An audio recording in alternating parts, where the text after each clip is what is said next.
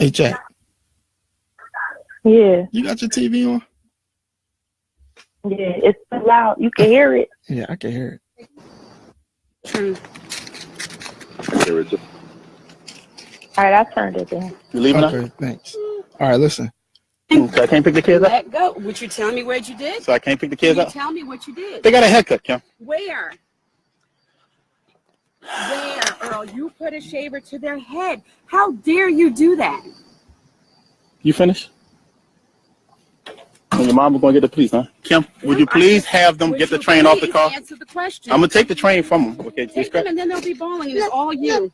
That's it. They can't have the train on the car. Well, then now, you need to answer the then question. Why don't you back up from the car You then? need to answer the question. Back up from the car. They're going to remember you as an image of taking this away. Then back up from the car, Kim. Then answer my question, please. Back up from the car. Answer my question. Kim, you shouldn't be doing this in front of the kids. Would you please tell me? You're doing it, Earl. Who gave you the right to do that? Who gave you the right? Oh, I wish you let me leave, Kim. Who gave you the right? You were over an hour and a half late. Go ahead, get your turn, sweetie. Who gave you the right to shave their head? Well, don't I pay child support? And don't they my kids too? Child support has nothing to do. You are non-custodial with visitation. You have no rights whatsoever to do anything like this without consulting with me first. Okay, so tonight's topic is baby mama drama and child support in the system that I believe is corrupt. Now, that clip you just heard was from a bitter baby mama causing some drama over her baby's father taking the twins to get their hair cut. So tonight's guest is Akil Parker and my sister, Jackie. So Akil, I just want to start with you and ask you, have you had any situations similar to that man on the clip? I've had some similar situations that manifested themselves in different ways with two different women, mothers of my two children. My son is 12. My daughter is 5 now. At different times, I've had different situations. I had a situation more similar to that clip you played with my daughter's mother. My son's mother, she went about things in a different way, but it was still just as problematic and just as hurtful to our son as it was to my daughter when her mother did that. And what was the actual, if you don't mind discussing, like what was the actual details of the situation? All right, well, I guess I'll start from my daughter's situation, and I've actually contemplated, but I've actually made the decision to write a book about this. Mm-hmm. Back in around 2015, my daughter's mother practiced parental alienation. She kept my daughter away from me physically for 72 days. Because I decided I had the audacity to get into a committed relationship and get a girlfriend and move my girlfriend across the country and into my home with me. Mm. So even though I was proactive about something to have them meet each other, I wanted her to be comfortable with my girlfriend because this is a woman that's going to be around your child. You know, I was proactive about that. Right. And she was the one that claimed to be uncomfortable with that. So she felt that she had the power and the right to say, because I decided to enter into a relationship, a committed relationship, move my girlfriend in, then my daughter didn't need to be in my house for an extended period of time. You know, now in all fairness, you know, I did speak to my daughter on the telephone just about every day. Mm-hmm. She was at her grandmother's house the majority of the time. Did you have a custody order in place? No, at that point I didn't have a custody order as of yet. I was actually in the process of entering into one because I realized that, well, I learned from the previous situation with my son's mother, who did take me to court back in 2010, I think. Yeah, Mm-hmm. back in 2010, she took me to court for custody and child support.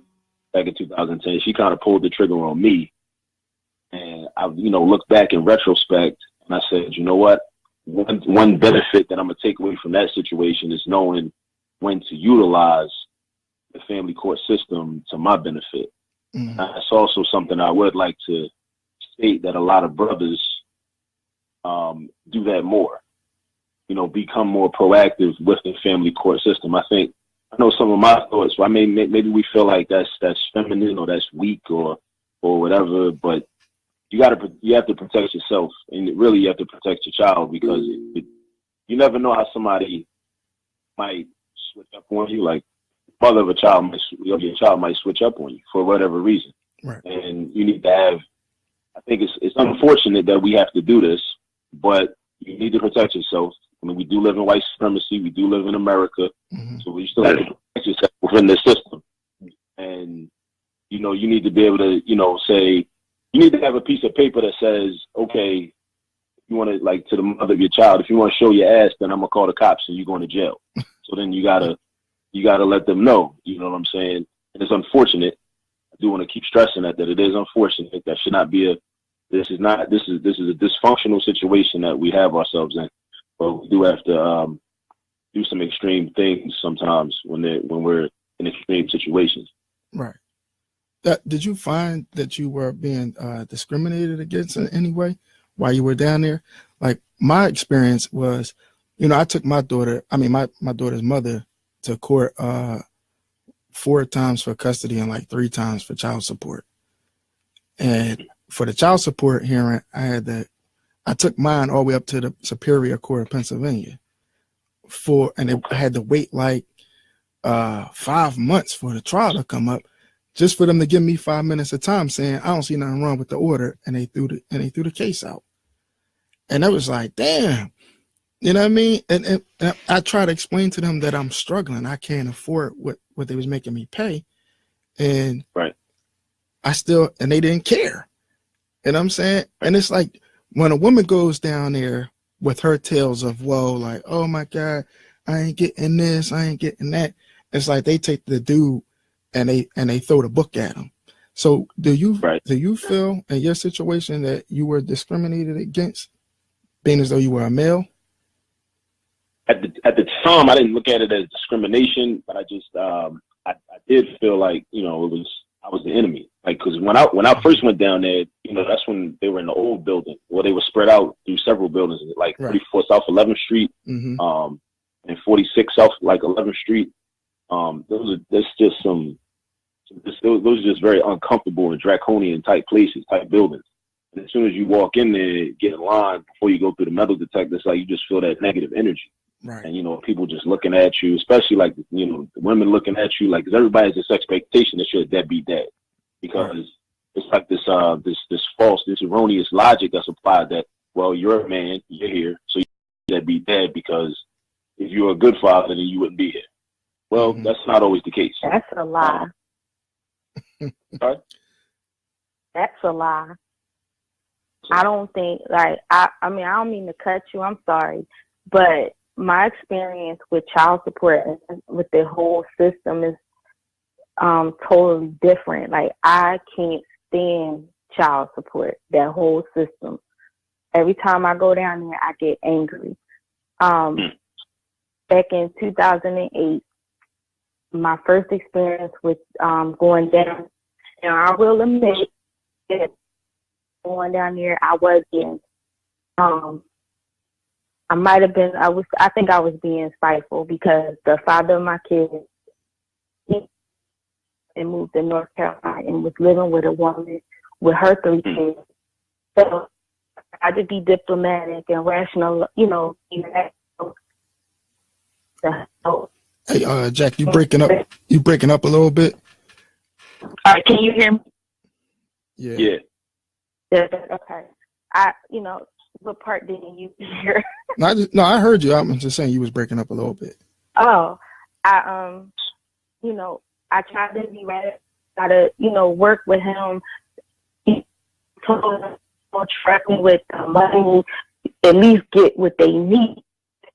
All try and fair, and he just wasn't cooperating with me. So I filed for child support, and like after a month or two, I get letters back saying they couldn't find him. And he had a job at the time working in North Carolina. He could not, they kept telling me they couldn't find him. Do I still want to keep the case open? And I think after the second or third letter, I just closed the case. I just never pursued it again. And about a year ago, I had lost my job, and I had got on welfare, and getting cash from the system. They make you take the father's call. I didn't want to because I had no choice. Right? Yeah. Kids was older. I didn't really need it. Like my son graduated from high school or whatever, but I still did it because I didn't want to get in trouble. And a whole year went by. I haven't heard anything about the case, them letting me know the status.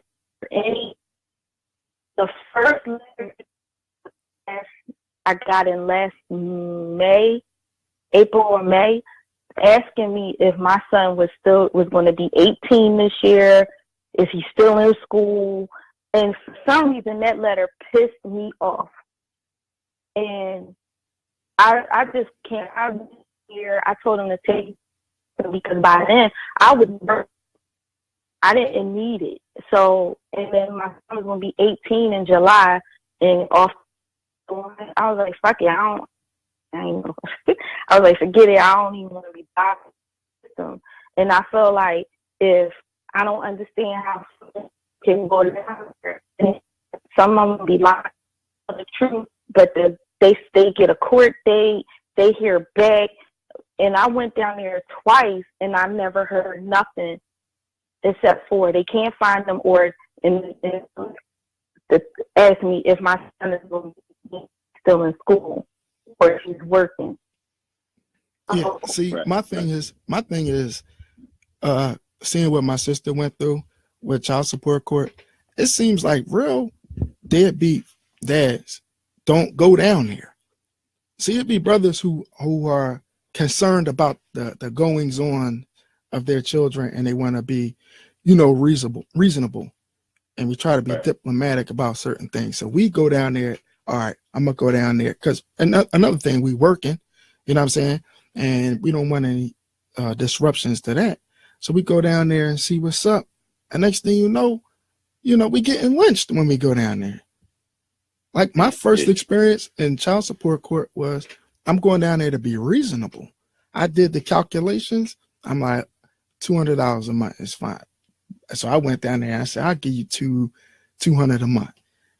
And they was like, okay, that's before the master. She wasn't cool with that. So she said, we're going back. So for maybe the 3 months in between the master and going to see the judge, I was paying $200 a month. Now, mind you, at the time, I'm only making $1,200 a month. That's it. It's $1,200 take home. That's all I make. And they told me that I had to pay $6.25 for one kid. And I paid $6.25 for 3 years. And it was like you couldn't get a reduction. And I told him I bought a home, I got major bills and all of that. And it wasn't trying to hear it. Yeah. And then it's like my sister don't get nothing. You know what I'm saying? It's crazy. I was also, like, from having had my own experience and just seeing the experience of others and just looking at child support and child custody like through a critical lens, I think the real solution is the shift custody. Mm-hmm. Because I agree. My thing was with my son and my daughter. So with my son's situation, his mother has always made more money than me. She's a school teacher also. Well, she was a school teacher. I think she's in administration now. I don't really know her business like that, but But I know that she's always made more money than me. And you find that out when you go before the child support master. I hate calling them masters, but that's what they call themselves. Like you said, you relinquish your financial records, your pay stubs and your salary and everything, and then and then when they make a judgment, they mail it out to you with all the other person's information as well, and because it's a legal document, it's based on, it goes into their findings. Right. My son was spending time with me and with his mother, and she's making more money than me, but then I still end up paying her child support. So my thinking is, because the way I look at it is, if my son was spending more time with me than with her, right, I would not have asked her for a dime. Right. But he was spending more time with her after we went to court. He was spending more time with her, and before that, he was spending more time with her too. There were different times, like when my son was like maybe 2 or 3. There were times when he would spend we had different arrangements. Like at one point, he was staying with me from like Monday through Thursday every week, or Monday through Wednesday every week, and the other days with her. But I'm saying, like, in lieu of child support, I think that there should be a shift in custody. But the system isn't looking at things like that. They would rather have it be kind of things being status quo. Like, the assumption is that the child is going to be with the mother. The mother kind of, I think there's something called it's called the tender years doctrine. The tender years doctrine that has like affected a lot of child custody rulings and child support rulings. It's supposed to be obsolete, but I guess a lot of judges still operate on that. And I think that's another issue too, that the judges in family court, I believe, get 10-year terms. So they're in there. Well, what is the tender years doctrine? They're in there for 10 years. Can you expand on that? Like, what is it? The tender years doctrine? Yeah. It basically just is, it's an idea that just means that a child is more fit to be with the mother because of the child's early years, like as a baby. Like, the mother is going to be more nurturing at that time. The mother may be breastfeeding. The mother may be providing things for the child that the father may not be able to provide, such as, I don't know, certain types of care, I believe. And like so that whole idea that the child the whole idea that it's more appropriate for a child to be with his or her mother is, I guess legally they call it the tender years doctrine. Mm-hmm. But the tender years doctrine is supposed to be outdated and obsolete, and we're supposed to have moved to a more balanced and equitable outlook where we say, okay, well, it takes 2 people. Basically, it takes 2 people to make a baby, so it should take 2 people to raise a baby or raise a child, right, which is what I think it should be. Mm-hmm. But the thing is, the game is, and a lot of these ambulance chasing family court attorneys, that's another thing I want to get into as well. Mm-hmm. I remember I hated my son's mother's attorney. I just remember thinking, like, if I ever catch him on the street somewhere, like, you know what I mean? But these guys, I would sit down there and be down at family court and just be watching these guys and how they move, how they interact with each other, and how they interact with their clients. And I would just be sitting there like, these guys are bloodsuckers. These guys are sitting there getting paid, motivated to not create and try to add to stability within the Black family, but try to foment, the adversarial relationship between the Black mother and the Black father, because they get paid more than. Because if we was getting along, there would be no need for them. Right. Or if we had a structure in place in our communities where basically our old heads would just sit us down and like, okay, what's the problem? What's really going on? Like somebody's grandmom, somebody's grandpop, somebody's auntie or uncle or whoever just says, because that's a lot of times that's really all it is. Like, we get in our feelings, we feel some type of way about something she did, or she feels a better way about something we did, and then it ends up being beef, and then unfortunately the child becomes a weapon, and then use the child as the weapon. Because like my children's mothers, they probably felt like they can't get back at me the only way they can get back at me is by using my child. That's the only way. If I don't really want to be with you in a romantic sense, you can't go out and get a boyfriend and make me jealous. Right, because it's not about that. Right. But you can, the one way you can get is you can keep my child away from me, or attempt to keep my child away from me. But these attorneys, I went down there. The problem they add to the problem, right? And they get paid off for that. Now I went down there for custody the very first time, right? And I was bringing the case against her, So nobody at this stage, nobody had custody according to the state. Right. So this is what I proposed. I proposed 6 months.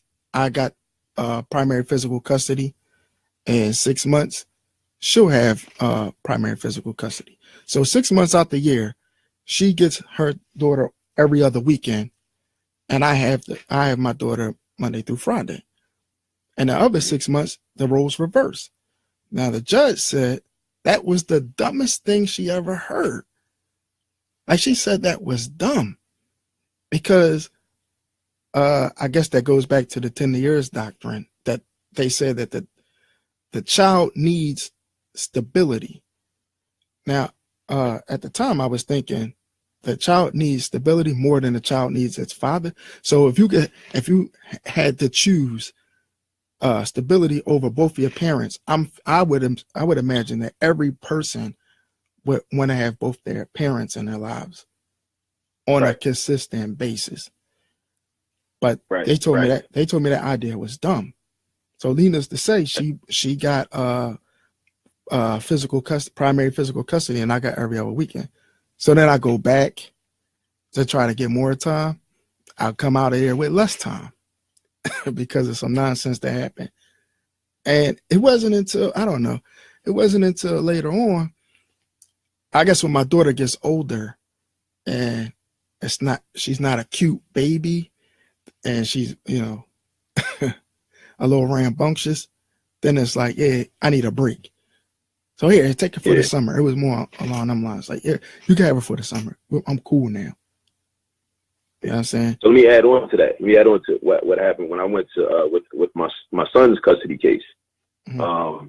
And that's another thing too. Like, since I brought that up, like my son's custody case. Like, another reason I don't like the child support and child custody system is, like, I don't want to have my son's name on any court documents. Like, I don't want him to be involved in any of that. But unfortunately, me and his mother couldn't get along, and couldn't, come to some conclusions on our own. So we had to. Well, she decided to bring the white man into the conversation. But the second custody trial we had, because we had our first custody trial in 2011 with Judge Elizabeth Jackson, and then we had a second custody trial in 2013 with the same judge, Judge Elizabeth Jackson. So basically, the second trial, this was one of this really exposed just the fraudulence, or it's not even the fraudulence, but just the reality of the child custody system. So my son was doing really well in school. My son was getting straight A's in school. So one of my arguments was he should spend more time. At this point, he's spending 8 days out of the month with me, right?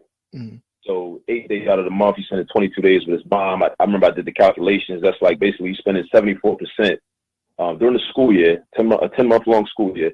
He's spending 74% of his time and his existence with his mother, mm-hmm. right? So leaving 26% with me, right?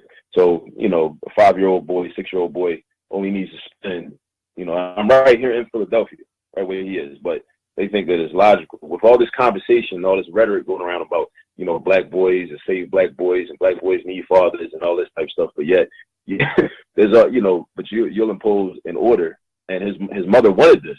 His mother was an advocate for this. This is basically her order that she drew up because it was most convenient for her. That he only spend this amount of time with me, and that majority of the time with her. So they say, okay, well, he's straight A's in school, so that's the reason that we don't want to change the arrangement. So I think logically, I teach math, so my mind works that way, just mathematically. So basically, what you're trying to imply or insinuate is that if he was to come spend more time with me, you think that his grades would suffer.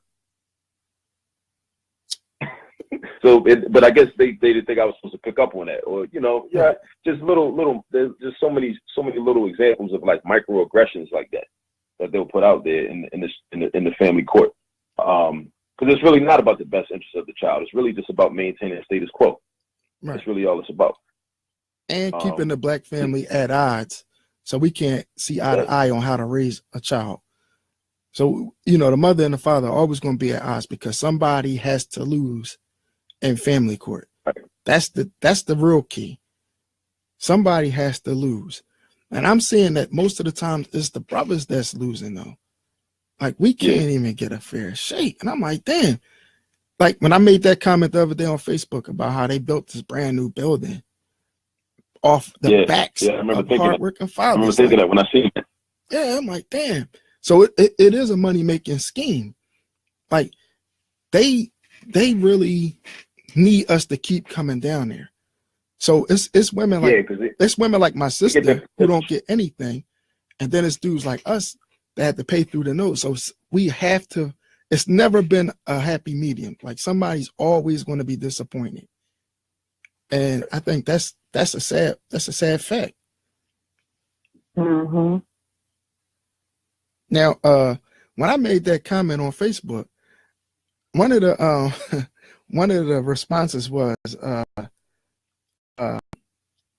basically we need to make better choices and women, right? And if we made better choices in women, I heard that before too. We wouldn't have a situation. Some that I've made, so I've heard that before too. Well, I think that's analytical. That's nonsense. I'm gonna tell you why that's nonsense. Because at the time you're dating, you breaking up. I can't hear you. You was breaking up. You said what? I said that's nonsense, and I'm gonna tell you why it's nonsense. It's because when you're dating someone, and right now,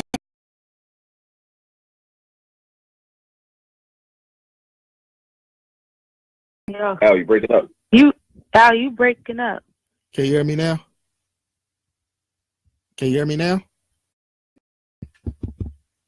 Oh, man.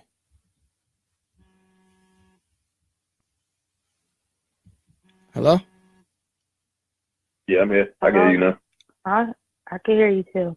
Oh, all right. I don't know. Something happened with the Wi-Fi.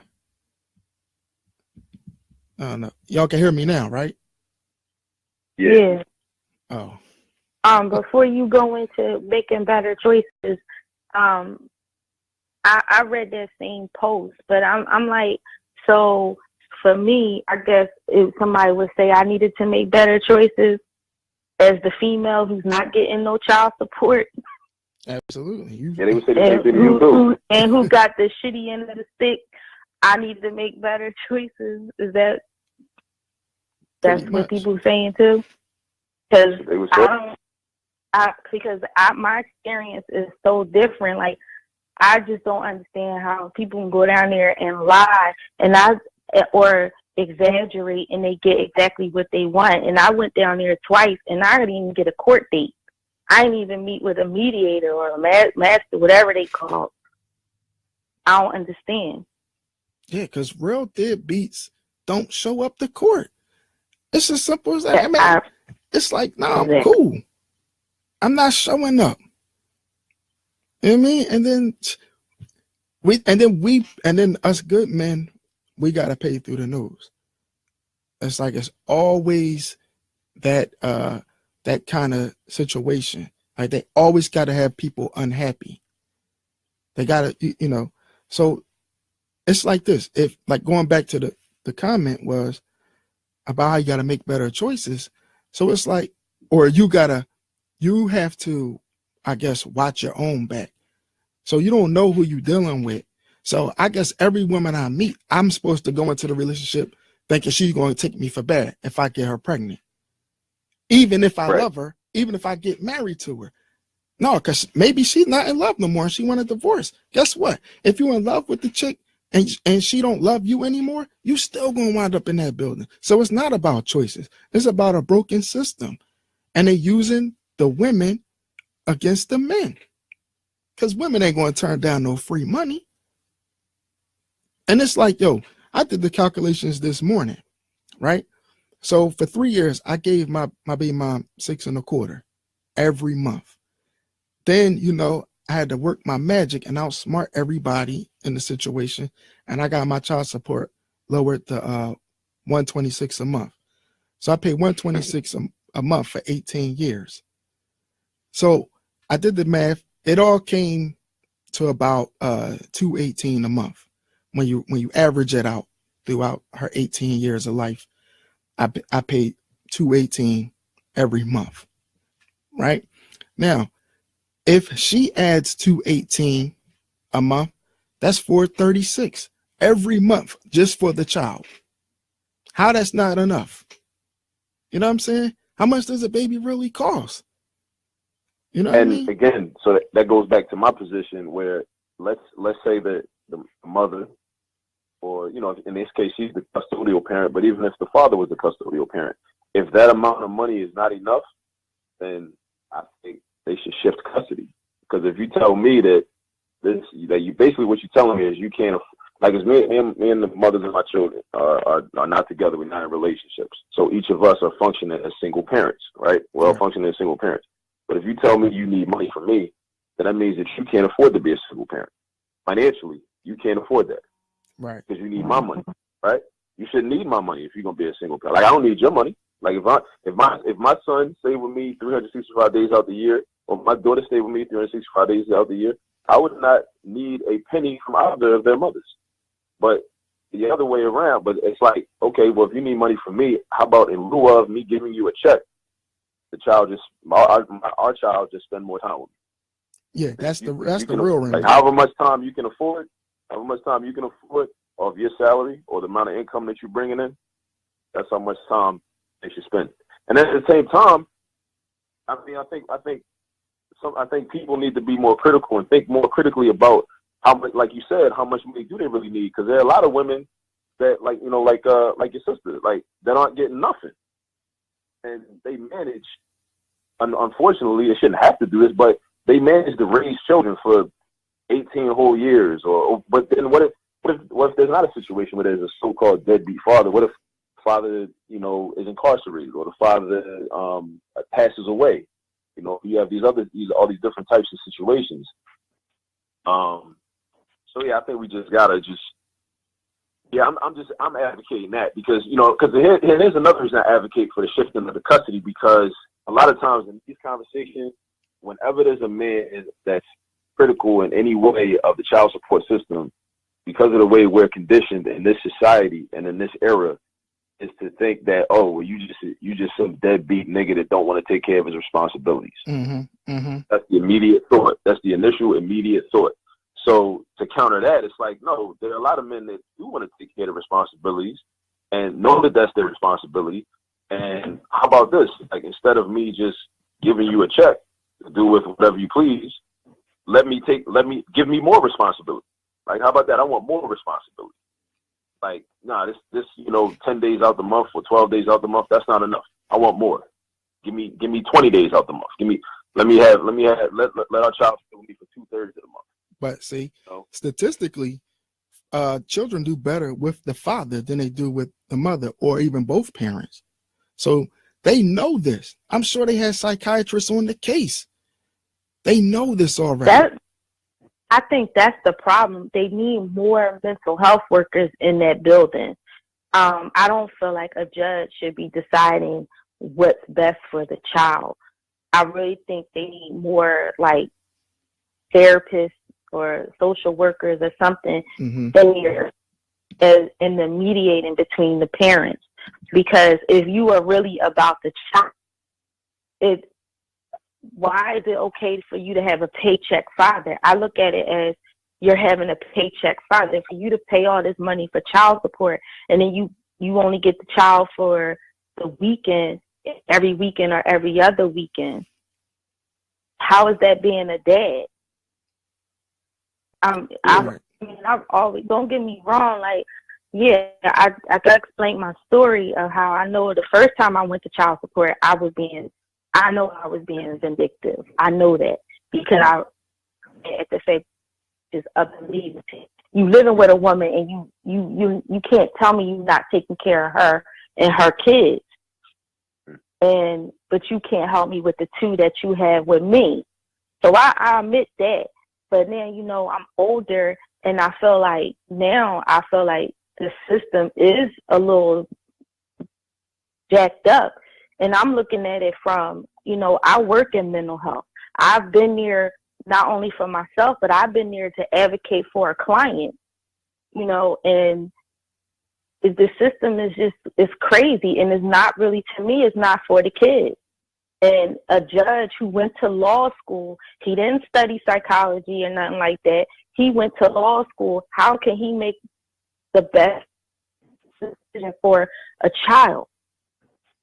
And then the thing is, they create chaos. Right. As soon as you walk in the building, it's chaotic. Why is it like? Yeah, The judges and all that. That's where it starts right there with the and then I can't bring my water bottle in there. They like told me I just throw this big ass. Serious? I pay money for this. Like they I mean, somebody might be thinking I'm being petty, but no. I think it's just the whole thing. The cops, you already setting up a hostile environment with the cops being there already. Right. Because they know that they absolutely upsetting people because it's a child's life at stake, and they taking it and they so nonchalant about it, and they robotic about the results. They don't care how this really affects anyone that's really trying to just take care of their kid. That's it. And if it was really Hey Al, it's Cam. I'm in the room. Okay, I hear you. What's up, man? What's up, everybody? Hi, Adrian's here. Hi. How you doing? How you doing? Hello. How you doing, Adrian? Uh-oh. Hey, how's everybody doing? Good. How are you? All right. Good. Okay, Adrian. Oh yeah, that's Adrian, I'm in the room, so I was in there for a while, but I was just listening. Okay. Letting y'all just do y'all thing. Yeah. All right. Well, Adrian has something she wanted to get off her chest real quick because I know she's passionate about this nonsense. I'm not. I am passionate, and it's not really about the system itself. I'm more passionate about our youth and our culture and our people.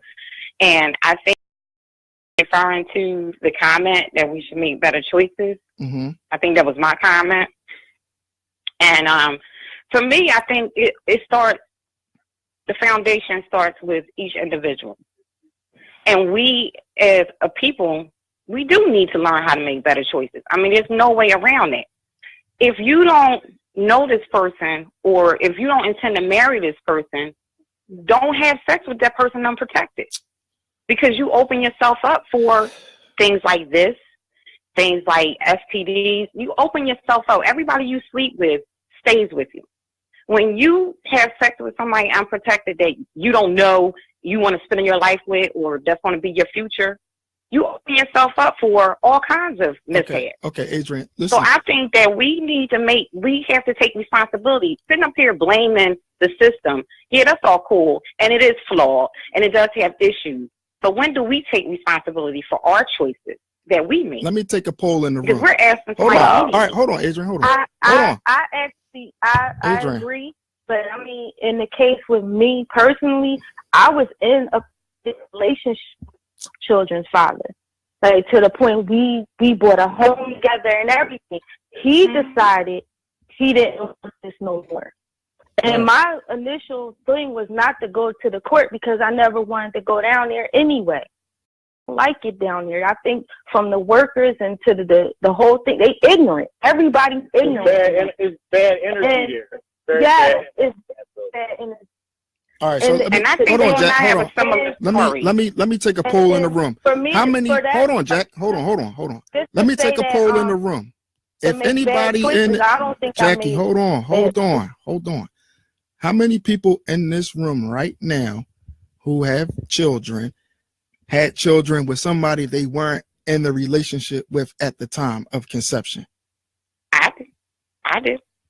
Oh, wait a minute. What do you mean wasn't married or? No, just wasn't in a relationship or wasn't building towards a relationship. So when we talk about better, I can't say that. When you talk about better decisions, we all were taking someone personal at the time of conception. This wasn't no bam bam. This is somebody. You're missing my point, though. You're missing my point. I understand you're taking that person personal and you're taking that person seriously, but where are your standards at? When you become an adult or even growing up, you're supposed to set standards for yourself. And I'm guilty of it too, because I have a similar story. I'm sorry, the young lady, I didn't get your name.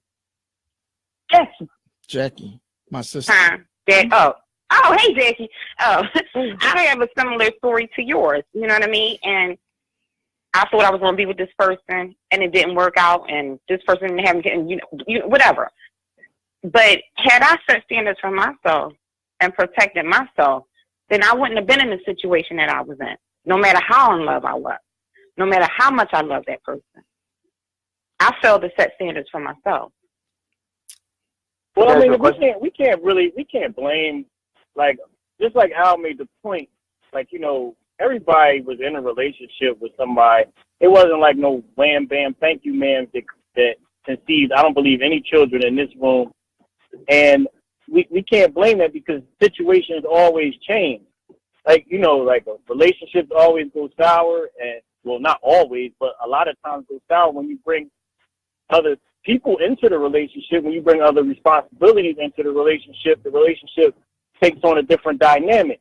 So you can't always blame, even if you marry. Like, even if you married to your child's other parent, just the fact that the children are now in the relationship and the money situation might be different, or the housing situation might be different, or the working schedules might be different, and that weighs on the relationship, and that sometimes might break the relationship. Right. And understand, but okay, I'm sorry. And when you put that court system into the fold, like most of the time, I mean, let's get down to cases. When you go down to that place, it's mostly black people that you're going to see down there. And most of the people in charge are walking around with a gun on their hip, or is somebody who's not from our culture. It's 9 times out of 10 is going to be a Jewish person or an Irish person who doesn't really have black people's best interest at heart anyway. Right, so, that's why we should have our best interest at heart. Yeah, you do, but we can't blame the relationship failure. No, I'm not blaming the relationship failure. What I'm saying is that you do all you can to make sure that you protect yourself and that everything that is right. You do all that you can. I'm sure we all can't did be that, adamant about the system and then not be adamant about ourselves. We can't place standards on a system and not place standards on ourselves. What if you all did that? Standards on yourself.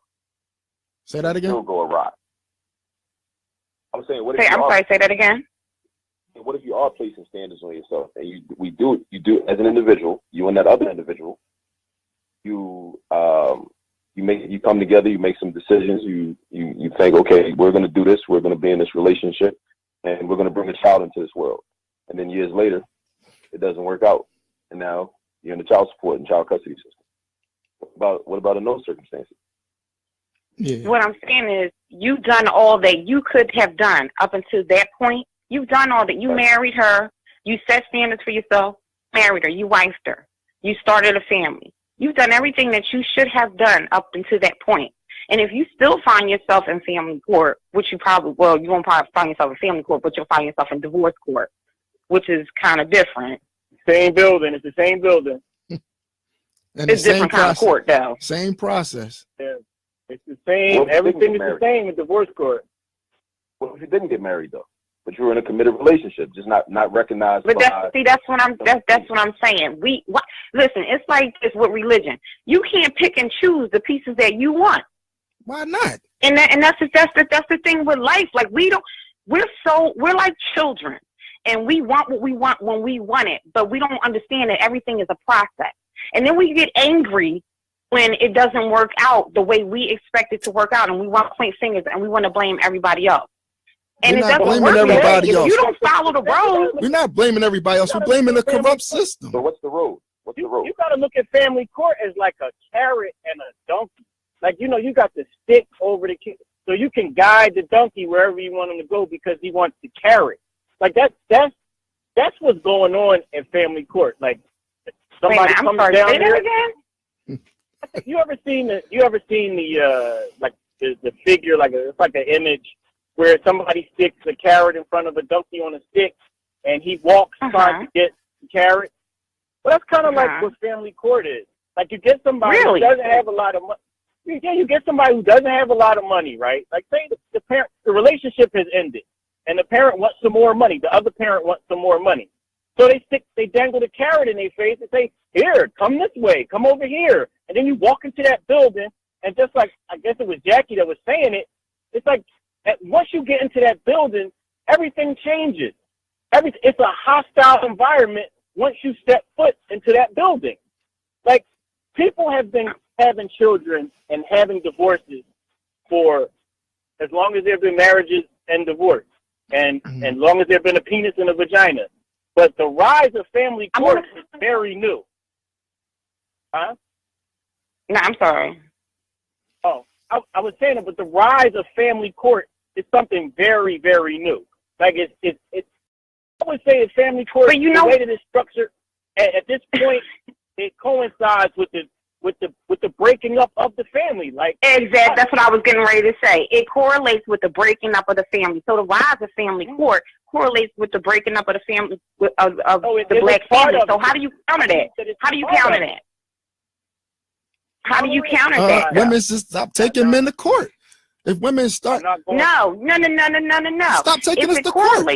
That's it. If it correlates with if the rise in family court correlates with the breakdown of the black family, doesn't it stand a reason that maybe we should read at how we build the black family? Necessarily, black people have been having children out of wedlock since we was on the plantation, and right, I understand that. So there was no need for a judge and a custody master and a support master during those times. I'm in the system as far as family court goes, and I've talked to my family members extensively about my cases, and they said when they were younger, nobody ever heard of family court. It was nothing. Like, it was absolutely. My family members, they grew up in the 50s and the 60s. They said it was not even like a thought. And then, you started hearing about it, they say, in the late 70s and the 80s. That's when the black family was basically being ripped apart. It's just why we're being abstract and nobody is looking inside. Nobody's looking at themselves. We're saying that these things are happening and the black family is being torn apart and this, that, and the third. But why? We have no morals. We have no church. Like back in the day, church was everything. Church was the cornerstone of life, and that's how we learned how to love. That's how we learned how to be a family. That's how we learned how to be a community. But nobody goes to church anymore. Nobody believes in love. Nobody believes in community. Nobody believes in family. So, again, that's besides the point. It's because I think it's this. It has a lot to do with people are not emotionally intelligent. That's first and foremost. People don't have a handle over their emotions. We're not teaching our young men from with women and not Yo, say that again. You broke up right there. You broke up. I feel like, can you hear me now? I hear you. Like I was saying, it's like people are not emotionally intelligent. Okay? And in order to be rational and have a conversation to talk to your partner about what is in the best interest of the child, is you have to be I feel like you have to be humble. You have to be emotionally intelligent, and you have to think about this no longer is about you. It's about this child. How can we raise our kids so they don't show their faces in the court system and they don't go through the bullshit that a lot of their parents are going through? Exactly.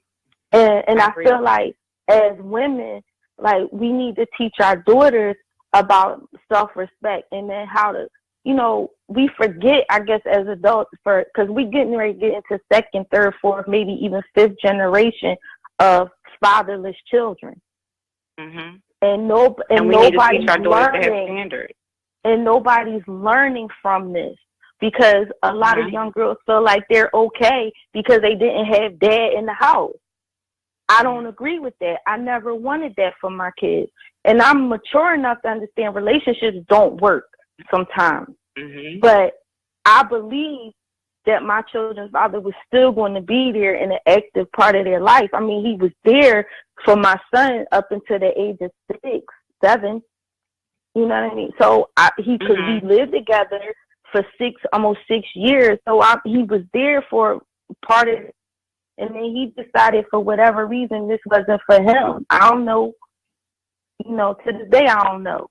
But at the end of the day, I always thought he was still there. I mean, he raised me with my help, but he raised his other child. You know, so I think for my situation why things changed, but I think moving forward with in the community there is a lack of communication, and it's too many mothers out here who are having kids just for the fuck of it. Right. Mm-hmm. Well, yeah, let me say, like, hold on. yeah, All right. we don't. A lot of times we blame men, but it's us who decide if we gonna keep the child. That's right. And then we let them know. I didn't. Now I can honestly say I told that I never said which is the best thing. I said I wanted to keep it, and that's how I had my 2 kids. Right. I mean, we got to start having that conversation. And then as women, we need to be prepared for whatever response this man is going to say. Yeah. And it's like when you sit here and blame the black man for everything as far as him not taking care of his kids and it's his right to pay child support. No, where do you take as you know? If you know, I knew right off the bat, like I cried when I had my son because reality. You broke up. Okay. You're breaking up real bad. Okay. Can you hear me? Well, anyway, let me just ask. Sim is on the line, right? So Sim, I wanted you to tell your story with your baby mom because I felt like your situation was interesting. So can you give us a little insight? In regards to what? Like very beginning, the whole the whole basically if you could just sum up your whole story, basically how it was in the beginning and okay, all right. Well, in the beginning I was 20 years old. I didn't know what I was doing. You know, I'm out here sticking and moving, dating women. The woman I'm dating, I guess you could say we're dating. I don't think I ever claimed her as my girlfriend. And if I did, you know, I don't recall that. But, you know, she ends up pregnant. She has a child, has my son. We're never really together. Now, at this point, we're back and forth with like, now he's maybe like 2 or 3 months. So we're back and forth with me seeing him, me not seeing him, what have you. And she gave me an ultimatum early in our relationship. It was like, all right, either it's going to be, you have to be with me in order to be with my son. You know, it was one of those, like, you got to choose. It's either you're going to have all or nothing. Right. You know, and on the phone, now this is a conversation we had on the phone, and I'm 20 years old. I'm 21. I'm like, hey, get the fuck out of here. I'm not biting for that shit. I wasn't even going to lie for that for the sake of my son, because I knew that wasn't something I was willing to live up to. I didn't want to be with you in order for me to be with my son. Now, did I think it would get that bad afterwards? No, I didn't think it would get that bad. A couple months later, I get papers in the mail for custody and then child support. I was in the system for 15 years. At some point, my son's mother ends up getting married. I think my son was maybe 9 years old. I moved on. She moved on. I was dating a woman who is now my wife. So within that time, I had issues with her wanting my son to call that man dad. Now, mind you, I'm still in the picture here because I'm in child support. I'm paying child support. I'm getting my son on the weekends. At one point, it was just a Saturday from 2 to 7. Then eventually, they would allow me a weekend. You know, and that was just weird to me. After that, it was an issue with this. It was an issue with him wanting my son to call him dad, and he was okay with that. But you know, I moved on from that. Now my son had turned 14, maybe 15 and a half. And it was the time where I said, listen, man, it's time for you to come stay with me. Because he was having trouble in school in 9th grade. Like, my son was always a straight A student, honor roll, advanced, and proficient in state tests and what have you. Mm-hmm. So when I noticed his grades were slipping, I said, oh, man, it's that time. It's that, he's 13, 14, feeling himself, getting a little hair on his nuts, you're not listening as much, whatever. So, all right, you're going to come stay with me. So he comes and stays with me for about 3 years, almost until the end of his senior year of high school. Needless to say, he moved back with his mom at the middle of his senior year.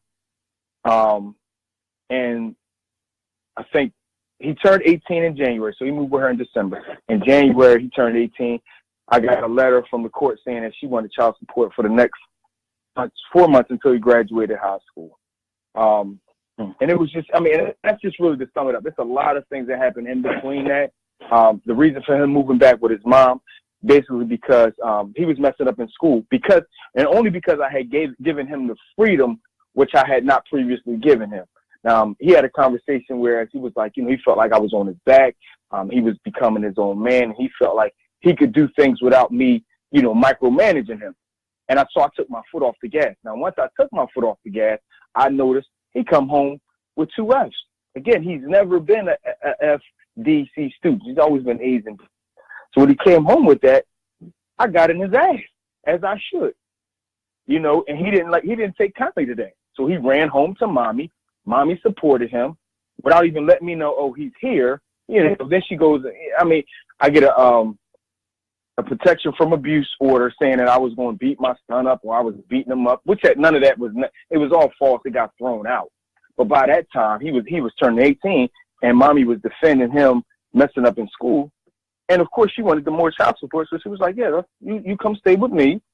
I can take your dad back to court for child support, and then we'll finish it out like that. Now, at that time, didn't she owe you child support? That she never. Okay, right. So when he moved with me, I said, listen, man, why don't you start? And this is exactly how the conversation happened. I want you to think that I'm swaying at any stone. The conversation was, listen, man, why don't you just give him a couple of dollars to put in his pocket, and that way we don't have to worry about nothing else. Because I didn't really want anything from her. And I'm gonna be honest, her response is what made me go down to child support. She says, well, if you want something from me, you might as well file for child support. I said, so why does that have to be the narrative? Why I got to do all that? Why can't you just put money in his pocket so he can see that you actually gave it to him, so that he don't feel like, well, mommy ain't really doing for me, or mommy don't care? Because that was the feeling. That was the narrative in his head. Like, that my mom's kind of giving me away without a fight. Does she really care about me? So I said, listen, man, that'll be y'all's thing. And I don't care what you give me. Just whatever the number is what it is. And she got real nasty with me over the phone. And anybody that knows me know, I really don't turn out and fight. All right, cool. Well, let's go down there then. So now we go down there, and the judges, the ruling's in my favor. So yeah, she has to pay me child support now. And now she's sorry about that. She didn't think that would be the case. Now, mind you, I'm paying $350 a month for my son for 10 years. He got to pay $125, $150 that she can't scrape up. She was behind on the child support 3-4 months. I think they suspended her license. She got her license back because she made a payment or what have you. Long story short, when she goes back to file for child support, because now that my son is staying with her. Now, mind you, I still have full legal custody of my son, and they allowed her to get child support. How the fuck does that happen? How do you get support for a child who legally you don't have under your roof legally? Crazy. So to say the system is flawed is an understatement. Now, mind you, my mom works down there. I know a lot of people that work down there. And even they can't understand it because it's above their head. It's above their pay grade. People with common sense sometimes aren't making the rules. And I get that we say a lot of times, we need to make better decisions. Yeah, but we need people that make better decisions to be better decision makers as well.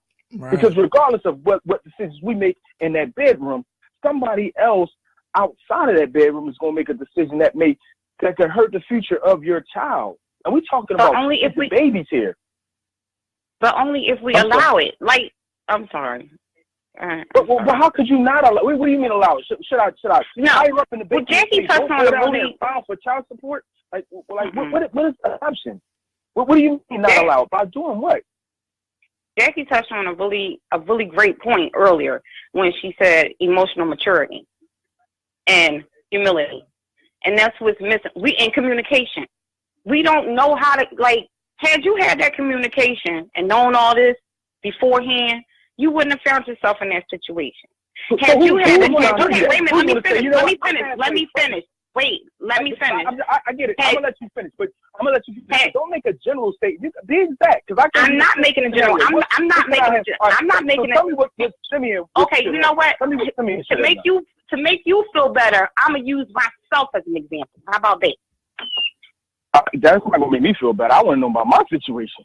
But okay, sure. You know what I'm saying is, you said you didn't find out that she was the type of person that said, if you can't be with me, you can't see your son until after y'all had the kid, right? After you had your son. Correct. Yeah. Okay. What I'm saying is, and I'm not blaming you. Don't get me wrong. Like I'm not throwing blame. I'm not passing blame or nothing. I want us to get better at this. So that's why I'm saying what I'm saying. I'm not saying it's to blame anybody or make us feel lesser, because I'm in the same situation that you're in. But I want us to get better as a people at this. Had you guys been mature enough, emotionally mature enough, humble enough, took your time enough, had somebody taught you how to court, had somebody taught me how to court or be courted, the proper questions to ask somebody that's courting you so that you know what you're getting into, then you wouldn't be in the situation that you're in now. You would have known that she the type of chick that if I can't see her, I can't see my kid. Or who knows? You might have ended up marrying her and you would have never had that problem. That's all I'm saying. But how do you know that? No, how do you know that? I agree, but that's hindsight. Yeah, that's hindsight. I'm talking about how do you know that? But that's the point, though. That's the whole point, though. Making better decisions. When you choose your career, when you work, just like in your everyday life, when you make decisions about your everyday life and you're structuring your life, you're sitting there thinking in your head, all right, this is what I want out of life. So this is what I need to do to get it. If I want a good job, I know I got to go to college. I got to study. I got to do this. I got to do that. We need to start looking at our family planning the same way we plan how we get dressed in the morning. I'm going to wear those sneakers with those pants and that chain with that jacket. We put more work into trivial shit, excuse my language, into things that don't matter than we do into things that do matter.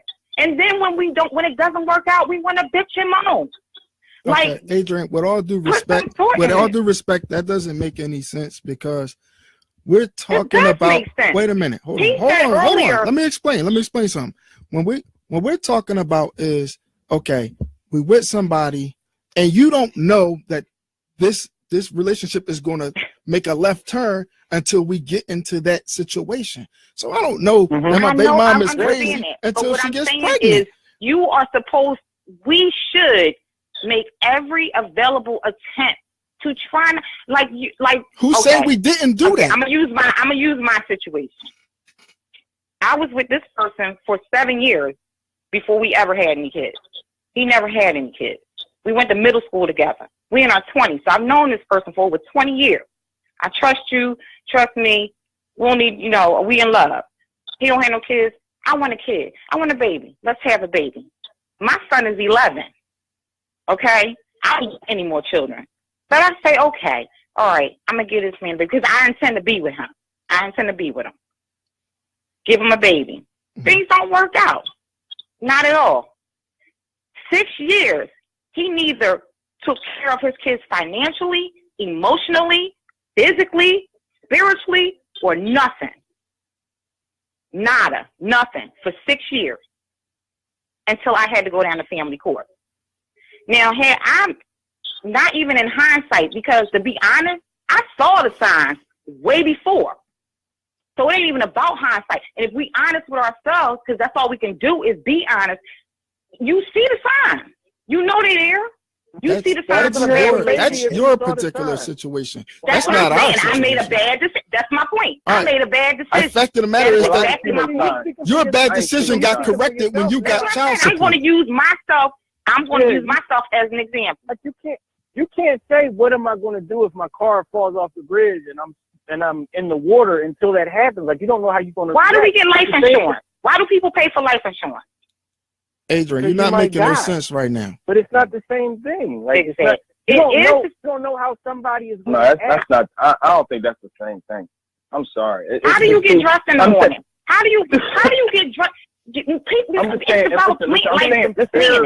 saying right now, I'll be 40. So at 40, yeah, I'm making those decisions. You want to tell me that at 17, 18, 19, those are the type of decisions that men and women are making? No, they're not. No, what I'm going to tell you at 17, 18, and 19, we don't need to be having babies. That's what I'm going to tell you. What I'm telling you is that's the whole payment. That is the whole point. We're not emotionally mature. We're not humble. We don't know how to take care of anybody. For us not having babies at 17 or 18, because if that's the issue, that's what we need to be talking about. So what's the answer? That's what I'm saying. Hold on. Listen to this. Listen to this, Adrian. Hold on, everybody be quiet. Everybody be quiet. Listen to this. You made a mistake. You admit that you made a mistake. You made a choice. All right, listen. So what I'm saying is, at the end of the day, there was remedy for you via child support. You made a mistake, and now you get child support. You see how that works? All those brothers on here. Hold on. Let me finish my point. My children get child support. All right, whatever you want to call it. I don't get it. But you get to manage it. Okay? So all of us brothers right here, we made the same mistake you made. But we get thrown in jail. You know, our license is suspended.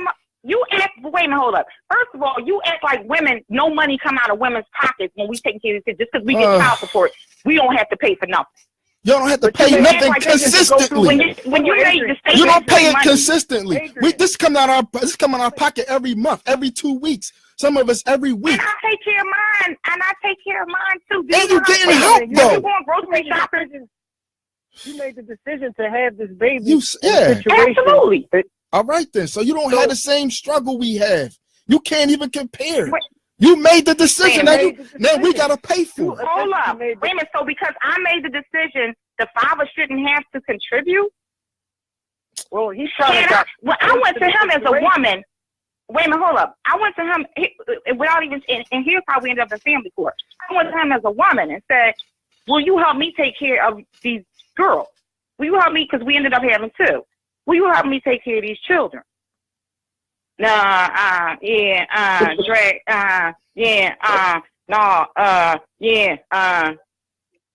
never gave up anything. So am I supposed to struggle? How is that fair? It's fair because you called have these kids. You made the decision to have a baby. I struggled. There you go. Listen. That's what you're supposed to do. And you know what? I take my head off. $20 out this dude, and I couldn't get $20, but it's okay. But you struggled because you couldn't get anything out of them. But you attempted to, and had you been able to, you would have accepted it.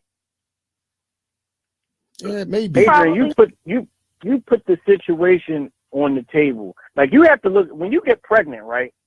At the end of the day, you're going to be left holding the bag. That's what women and girls need to know. Like, you might get left holding the bag. So you essentially walked into a bad situation. Now, what Al is trying to say is that everybody doesn't consciously walk into a bad situation. I didn't consciously walk into a bad situation.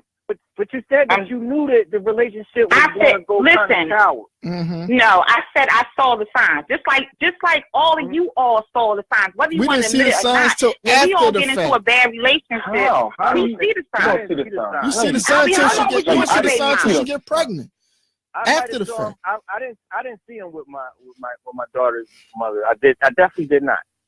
And my situation is a little different because I got my daughters. Like I have my daughters. Like I got primary custody of my kids. So I didn't consciously walk into this situation like, oh damn, I'm gonna be a single parent. Like, oh, I didn't make that decision. Right. Like I didn't. He essentially made that decision. She gave me the bag that she didn't want to carry anymore. You understand what I'm saying? Right. And so you can't, because some people make these lax decisions everybody doesn't. Everybody doesn't look at their partner and say, oh, this person is going to end up being a fucked up individual once these babies come around. No, don't get me wrong. That's not when I say I saw the signs. I'm not saying I walked into the situation knowing I was going to be a single mother. But I saw little signs that, and I'm not even talking about as far as I'm being a parent. I mean as far as our relationship. I saw the signs as a woman. I'm like, we can fix it. We can work out, because that's what women do. We can fix it. We can work it out. It'll work itself out. So when I say I saw the signs, I mean those types of signs. I didn't have a conscious plan. I walked into a relationship.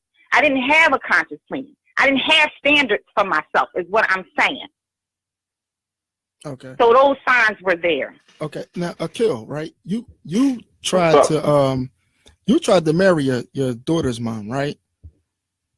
Yeah. Okay. Yeah, my situation was a little, I mean, it was similar, but a little different. Like, when we talk about signs, right? Both of my children's mothers, they're good women, right? Mm-hmm. But I think that, and I'll take responsibility. Like while I was a boyfriend to each of them at different times in my past, many times I was a bad boyfriend, right? Mm-hmm. Wasn't a perfect boyfriend, but my issue was that child support and child custody was used mainly as a tool for revenge. Mm-hmm. And I don't like the fact that, you know, my children were utilized like that. And I don't think that they would admit that that's what happened, but that's essentially what happened.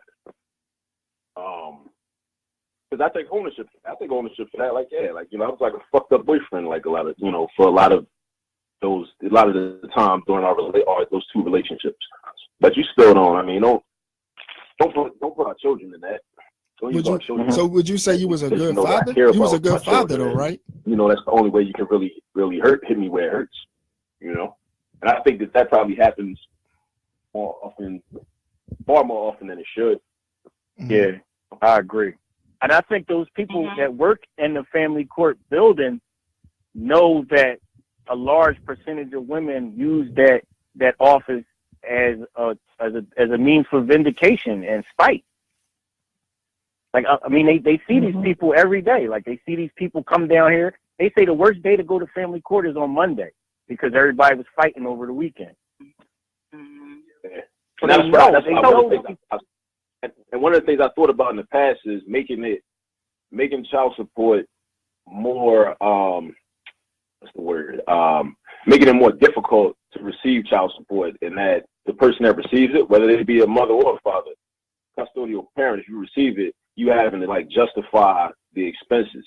Because if you really need it, then you'll be the person that will go through that process. But if you don't really need it, you're just mad because you're just trying to get back at somebody, you might think twice. Well, damn, I don't got time for all that. So it ain't that deep. Right. But the sad part is that but here's the sad part, and I'm just saying for me as a woman, that I don't know how you guys look at it, but it's not prideful walking into that building. It's not a prideful feeling. You know what I'm saying? It's not, it don't make you feel, me as a woman, it didn't make me feel good having to go down to family court. It didn't at all. Well, I bet you felt good coming out, though. Yeah. You felt good coming out. And that's the thing right there. You get remedy for your actions. We don't get remedy. So in other words, that's the part that I'm upset about. It's like my baby mom got custody. My baby mom gets child support. My baby mom gets to claim my daughter on the taxes. Albert, she essentially, you couldn't talk to your baby mom and come to an. No, obviously not. That's why we was in court, and I always got the shitty end of the stick. Always. No, I'm asking you, why was it please don't think that y'all couldn't?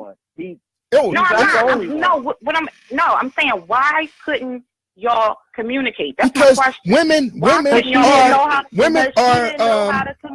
Women are very, very spiteful people. And she didn't give my daughter my last name, right?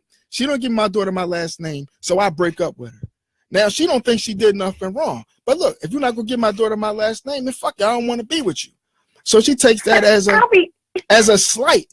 So then, all right, so fuck it. Then we at war, and she gonna use her weapons against me, which is my child, and she got the system backing her up. Ain't no way I could win. I mean, me and my baby mom wasn't even boyfriend and girlfriend. My son still got my last name. Dang, she wanted to give him my first name. Yeah, see, and we was only together 2 months before my son was conceived. And then she wanted, and then motherfucker want to try to get married. That should be a given. Ain't exactly. no Jon Snows walking around here. And listen, I had a real mild case. I had a real mild case with my baby mom, but guess what? There's brothers out here who had it way worse than me, and I still was like really mad at my baby mom because it was a lot of dumb shit going on. She did a lot of dumb shit over the years, right? But I still look past all of that. But my thing is, we can have beef, me and my baby mom. When I go down to court, though, they supposed to be the people down there. All right, break it up, this and come to some civil type of agreement. Everything, my baby mom won every fucking case, and I'm a good dude. I'm a good dad, in spite of it all. And I know now that's my point about. And then I see the shiny new building. Yeah, them motherfuckers, they know what they're doing. They getting all this money based off our misery. And that's the shameful part. So if sisters would just stop taking us the fuck down there, that's the remedy. Just fucking woman up. Yeah, because my sister did it by herself. So it can be done. And she had 2 kids and they going to college and she did the right thing by herself. So that means the rest of y'all can do it. Wow. So let me say this. Can I jump in? Go ahead. I am vehemently against the child support system, except in extreme situations. Like, I think that if you're a man that just feels like you shouldn't be responsible for your child financially, then I think that's the extreme situation where, you know, the white man's got to come for you. I wouldn't be mad if, like, you know, but if you're a brother that, like, okay, first of all, there's some type of shared custody arrangement. You're spending time with your children. Your child basically maintains 2 households because the child's with you and the mother. You're providing for your child financially already anyway. I don't think child support. I think that ideally, and I think we all agree on this. Ideally, the 2 parents should be able to have conversations and say, okay, well, he needs this for this, or can you help me with this because I'm not able to get this month. Okay, cool, I got you. Or can you get this next month? Okay, cool, I got you. Ideally. But in those situations where the brother's just like, nah, I don't got nothing to do with them kids. Like, you know what I mean? I made them, you know what I'm saying? Like, we conceived them, but no. Or if even if, because some people will make the argument that, and I've seen this, people try to intellectualize this and make the argument that, well, I didn't want you to have the baby. I wanted you to get an abortion, so therefore I shouldn't be held accountable. But it's like, bro, you got to eat that. Like, you know what I'm saying? Like, you got to eat that. Like, you still have to be held responsible, I think. That's my position. So I think in an extreme situation where it's just a brother that just don't want to do nothing, then cool. But I think in other situations where we can stay out of it, stay off what's that, Cherry Street, 1501, whatever, the new building, but we can stay out of there, then cool. I don't think it should be a first resort though. Can I just chime in real quick? I'm sorry. Go ahead. Now they come down, they make you come down there and they tally up how much you should pay financially, but then it's a totally different court for the custody. How come when you go down there, there's no master, no judge ever ask you, well, how's the son actually doing? Can we see what he looks like? Can we see if he's in good standing? Nobody gives a fuck about that. Only people that's making these decisions for a child that's going to eventually be an adult. But you're not that concerned that, you know what, I want to see him. I want to talk to him. I want to ask him questions. Why is that not an issue? Nobody ever asked me how my son is doing. How's he doing? How's he in school? Nobody asks those questions because we don't care. And the system doesn't care. It's a flawed system. That's the first thing we have to admit. The system is flawed. Nobody gives a fuck about how my son's doing. There's the cart before the horse, because if, like, you know, if a mother decides, you know, she's gonna file for custody and file for child support, your child support date might be within 2 weeks. They want that money. Exactly. They want to get that money going. Your custody date might be for like 3 months or 4 months. Another year. Like, you might get another year. How can you even have a conversation about support and what the financial requirement is if we haven't even established how much time the child is going to be staying at that residence or not staying at that residence? Right. So it's like, you know, so these are more contradictions that get exposed when we look at how they operate. under their normal circumstances. And they don't And have, that court, they don't take that court probably wouldn't even, that child support shit would probably would disappear if women knew that if they went down to that court and they had an active father in their child's life, that it would be split 50-50. That court would probably go, like, it would probably disappear in the wind.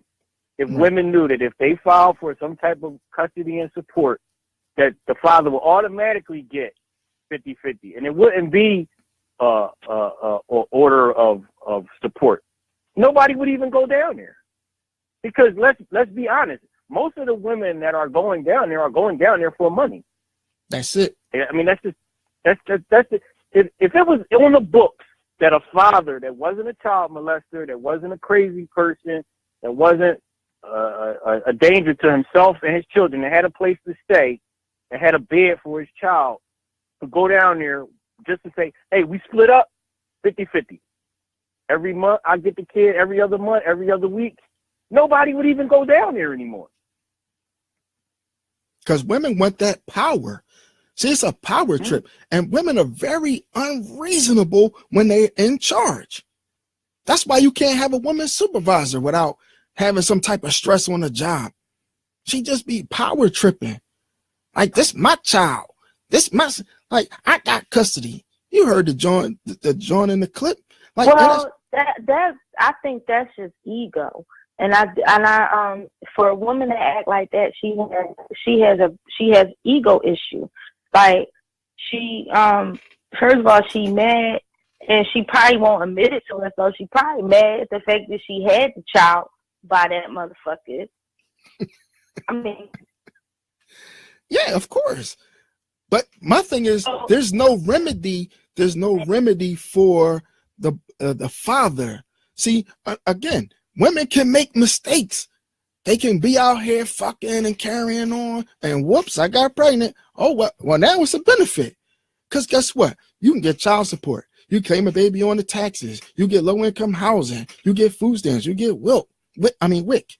It's all set up for you to be a single mom. That's a bonus. Ching, I made a mistake, and now I get paid for it. That's a reward for bad behavior. Women got to acknowledge you get rewarded for mistakes. Right. Yep. Right. Now, for us, the remedy is, oh, well, we just can't mess with women no more.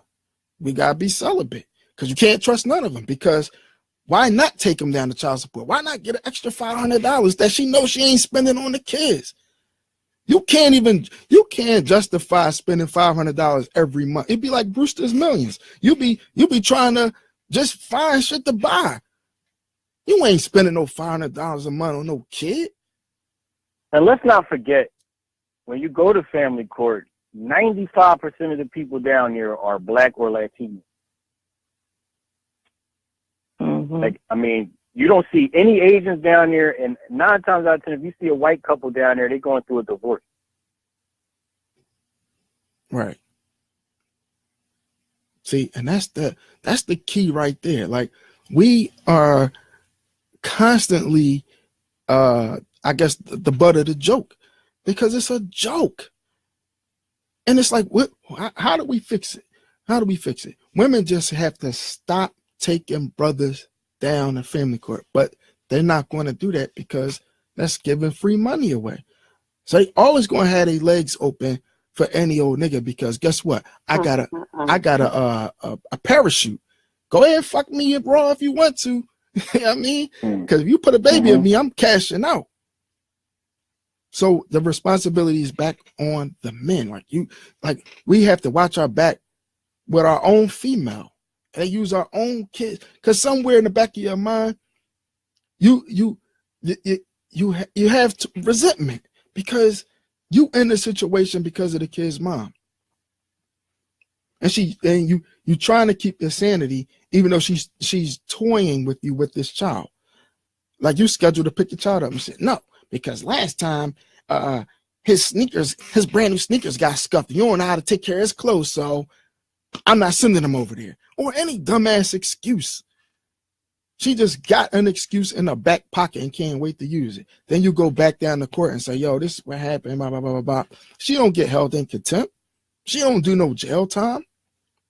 Yo, that family court was going to throw me in jail over $1,200. Like, I'm going to do 30 days over $1,200. How's that fair? And then what happens when you lose your job? And then now the kid can't be supported because dad missed 30 days of work. Right. And keep in mind, you had the check. You just ain't had the cash, right? Right. That's the game. So you got to give them the full context. It's not just for $1,200. It's $1,200 that I got a check for that I came down prepared to pay. Right. Because I remember this scenario. You know what I'm saying? Yeah. Like, that's how goofy it is. Like, you looking for a reason.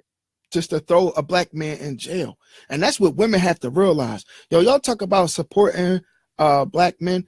You ruin black, and your son is going to have to go through the same shit when his girlfriend do the same thing to him. Wait, that's karma. Albie, but that's why we need to start teaching our children better. Listen, how do you avoid going to prison? I mean, a criminal prison. How do you avoid going to prison? You don't commit no crimes. How do you avoid not committing a crime? So, in other words, I can't fall in love? You saying the remedy is I can't fall in love and be with a woman because she's going to take me to fall in love smartly is what I'm saying. Come on, man. I can't. Why we gotta do it? So we got to do all this thinking and plotting to get in love, to fall in love? Nobody falls Wait in a love minute. smartly. Love is blind, isn't that? Yeah, that's the saying. Like, no. Wait a minute, hold it. Wait a minute. I think we're all old enough on this phone, on this line right now to know the reality. That's not that we're not dealing with fairy tales. We're talking about 17-year-olds. You're trying to act like wait. You're trying to act like some way it's possible to stop 17-year-olds from having sex. No, that's not what I'm saying. But you need to teach you 17-year-olds to be responsible. That's what I'm saying. Like 17-year-olds are in school every day learning something, or they should be, right? They should be, and they definitely learn from this. Even if they don't learn from their family, they're going to learn from school about the decisions and even society that what happens when I stick my penis inside this vagina. Absolutely. And they're not stupid. I mean, it's just how you grow up. This is the United States of America that we live in, right? It's an over-sexualized society. And to think that I'm going to tell a 17-year-old, any 17-year-old, hey, listen, man, you know, be careful with your dick. They're not going to be careful with their dick. Like, that's just the reality of That's not the reality. Going back to Jackie's original statement and my original statement. We need to teach our children that we sitting around right now as grown people making a whole bunch of excuses. We sitting around making a whole bunch of excuses. What's the excuse? And that's what we're doing right here, right now. You know, just about every 17-year-old is trying to have sex or has had sex already. Like, I understand. And I also have a niece that's 35 years old and doesn't have any kids. That's beautiful. Maybe she. I know. I'm just saying. I'm just saying it's possible. Yo, I'm just talking about the majority. I'm talking about the system is already in place, right? And it has to be a situation where us as black people are aware that these people downtown in any city in America is trying to get black men and black women to be at odds. Okay. Exactly. And you are laying down with in the back of your mind with the all right, fuck it. If I get pregnant, I can get money. Because if you knew 100%, why do you hold on, listen. I'm gonna clarify. Because if you knew 100%, if you got pregnant, you was on your own, then you would take preventive measures. You would, as the woman, but you don't. But now, and listen, all the brothers on the panel and other brothers that may be listening to the show, ain't nobody a deadbeat dad. All the fathers will volunteer and take care of their children full time, but we can't even do that.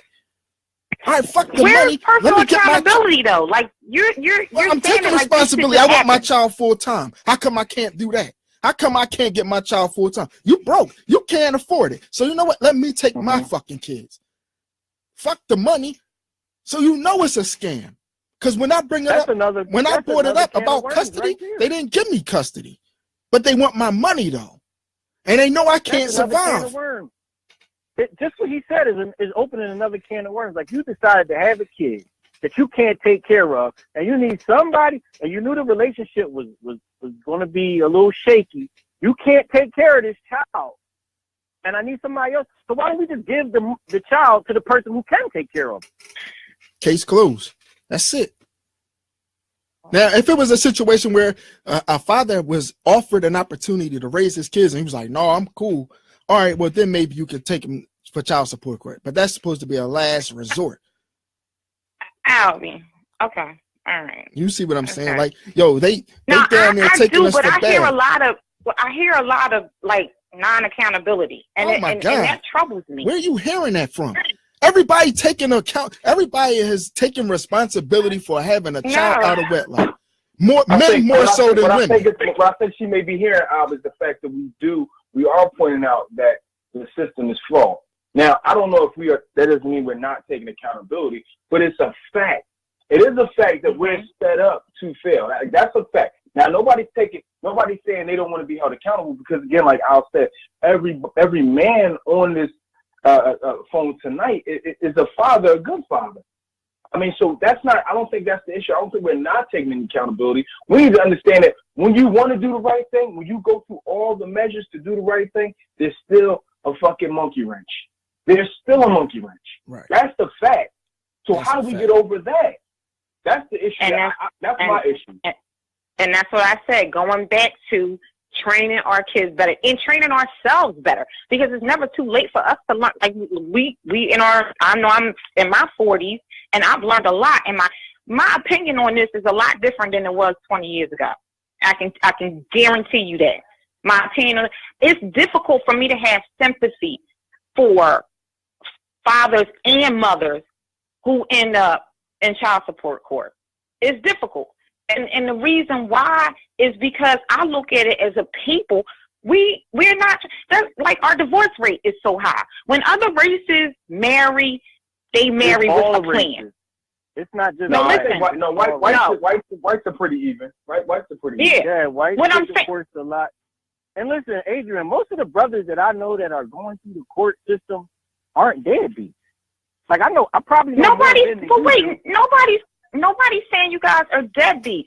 What I'm saying is what my problem is. Maybe I should rephrase that. Most of the men that I know that are fathers don't belong in the system. Like they don't belong there. Right. Out of all the men that I grew up with and know, I know one person who isn't taking or didn't take care of their child. And I know hundreds of black men. I know one dude off the top of my head. And just about every guy that I know that has a child has been in and out of that system. Why? How did they end up there? Because some stupid ass chick trying to get fucking money. I can tell you how I ended up there. Everybody has pretty much the same story. I break up with a woman, she sends me down to court. I mean, you guys never tried to mediate it. You guys never tried to mediate it yourself. I went to mediate. You didn't have it. I'm saying you guys before going to family court. Before going to family court, you guys never sat down and tried to mediate it yourself. That never was part of the discussion. I got a letter in the mail. Okay, that's what I'm saying. I'm trying to understand your story. I got a letter in the mail. I'm sure most brothers get a letter in the mail. They get an idle threat on the phone or a text message or as the door slams in their face. And then 2 weeks later, they get a letter. I wish I had because they know what they want to do from the rip. They understand when they get that. Listen, Adrian, hold on, Adrian. Listen, y'all say I'm generalizing. You guys are generalizing women, and that's where I have a problem. All right, hold on. When you get that pregnancy test and say you knocked up, they already doing that calculations. They already got it figured out. And that's my problem. You went and beat the fuck down there. That was your experience. You're telling me not to make my experience everybody's experience, but yet you make your experience everybody's experience. If you took a man down to child support, that was your plan from the rip. Ain't nobody doing that. That's not true. It was so. That ain't true. It is true. I'm gonna go one deeper on y'all. my daughters are 6, right? I don't know how young or old anybody else's children are, but 6 years ago when my daughters were born, the social worker came into the room and said, "Are you guys married?" Mm-hmm. No, we're not married, right? They gave us the birth certificate papers, and they gave her child support papers. Wait a minute, I'm gonna correct you. I'm gonna correct you. Laying in the bed. Well, I'm gonna correct you. She didn't receive child support papers. What she received was because when a child is born, nobody actually has custody of the child. So why do they even bring that in the room? It's supposed to be a happy time. Why I got child support, state of Pennsylvania child support papers in front of me? Exactly. Because you black. That's why. Because you black. Right. And I'm gonna keep it 100. Because you're black. Right. You're black and you're having a child out of wedlock. That's why. And all that chick can see is dollar signs. So like, yo, I'm gonna get money, and I'm gonna spend it. Who? All black women who take men down to court is doing it for money. That's the devil whispering in the ear. All right. Yeah. See, that's the kind of. Why y'all don't share the custody then? I can't even feed into. Why y'all don't share the custody then? That's a fact, Adrian. That's a fact.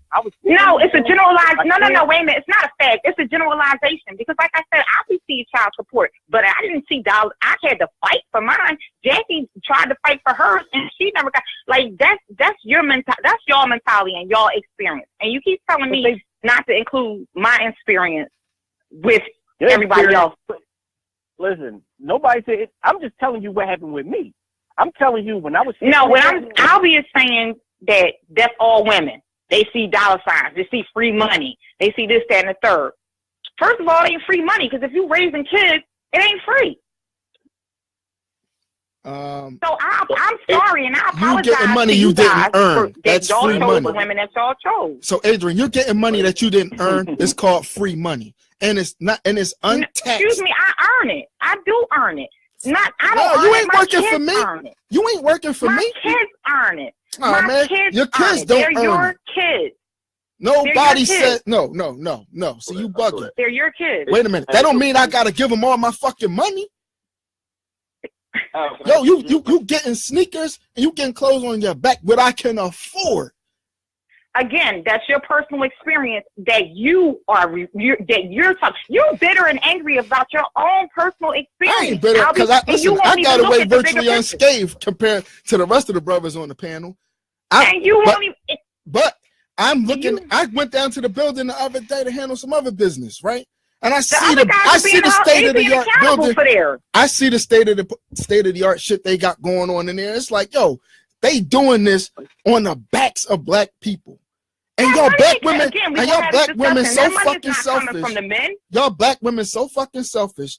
Y'all not even gonna put the little couple $100 away and like, y'all fuck it. Let's try to work something out. Let's try, because we can't be giving a white man all this money. Ask a question. Yes. Adrian, I don't know if you had called in when I made the statement earlier about shifting custody. Like, what as a mother? I got a story about that. Well, no, go ahead. Ask your question. I was going to ask you this. So maybe you heard what I said earlier. As a mother, no, I didn't. All right. Well, what I advocate is, in lieu of child support, just shift custody. Because what I would say is, I would rather have a choice. Because if you give me the choice, you say, okay, Mr. Parker, you can either, pay $500 a month, or your son can come stay with you an additional 2 weeks out the month. Sure, then I'm over. We can come through. You know what I mean? Like, I prefer that. But my question is, and I'm asking you as a woman, because again, we talk about generalization. I don't want to make generalization. You're like a sample. You'll be the sample in the statistical study right now. How would you, as a woman, as a mother, feel about that? Would you adhere to that, or would you be like, no? Well, like I said, I got a story about that.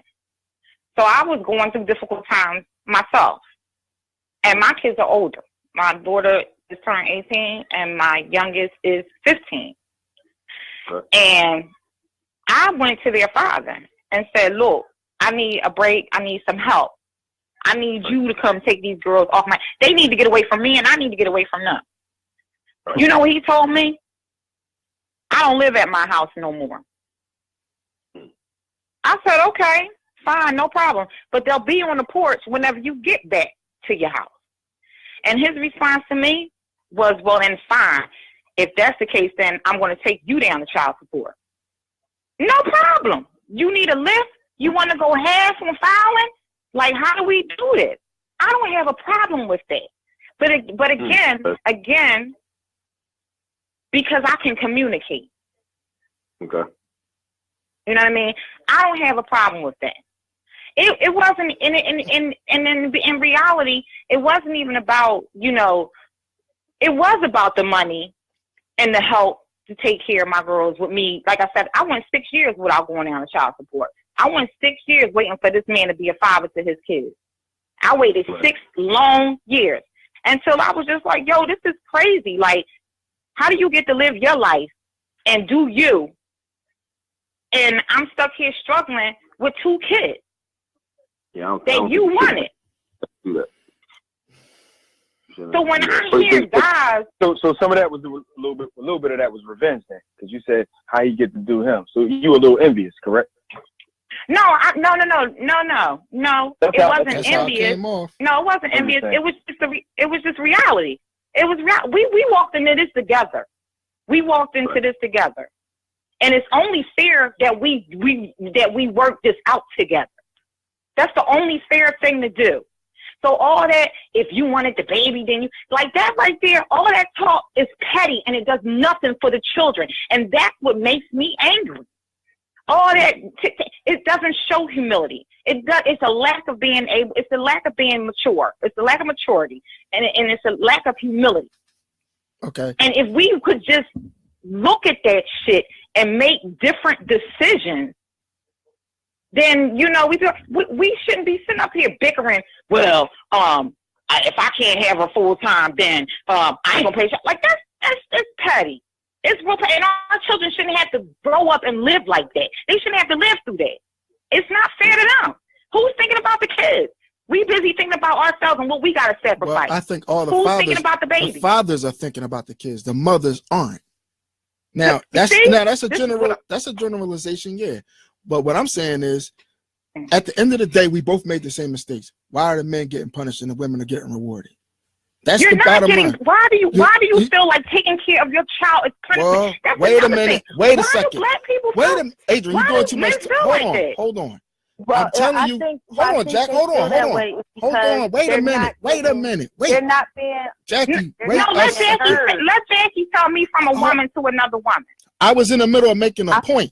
And all I'm saying is this: you're getting rewarded because all right, let me put it to you this way. I'm getting punished because money is seeping out of my household. I don't get to see my goddamn child. I don't get to raise my child. You get to raise the child. You get all the benefits. Why can't you go see your daughter on a weekday? Why can't you roll up? Like, that's a sorry excuse. Like, you can go see your child whenever you want to. Whenever you want to go take her out to dinner, take her out to dinner. That's me, but that's not all the other brothers out here. That's not all the other brothers out here. And that wasn't me in the beginning. In the beginning, I had to play that fucking game. That's what I'm saying. Why make so many excuses? If you want to see your child, go see your child. And if you want to go, I have a lot of male friends. What if she says no? What if the mother says no? It wasn't that easy for me. I couldn't just go see my kids. Well, then you say it ain't that easy for me. Then you say that. It wasn't that easy. It wasn't that easy. I mean, the cops should have called the cops if I just pop up. Albie, it was that easy for you. Wait a minute. I'm not talking about just me. Like I just said, I had a mild case. Huh?